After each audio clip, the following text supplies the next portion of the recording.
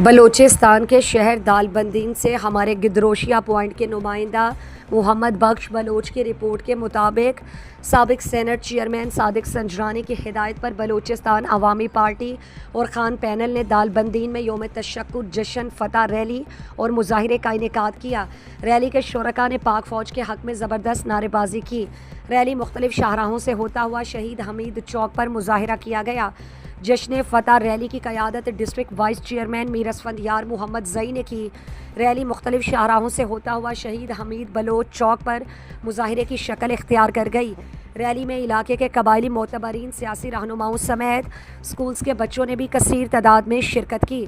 اس موقع پر مظاہرین سے خطاب کرتے ہوئے ڈسٹرکٹ وائس چیئرمین میر اسفندیار یار محمد زئی نے کہا کہ پاکستان ہمارا ملک ہے، اس کے دفاع پہ ہم سب پہ فرض ہے۔ ہم اپنے فوج کے شانہ بشانہ کھڑے ہیں، میلی آنکھ سے دیکھنے والوں کو منہ توڑ جواب دیں گے۔ پاک فوج نے بھارتی جارحیت کا دندان شکن جواب دے کر قوم کا سر فخر سے بلند کیا۔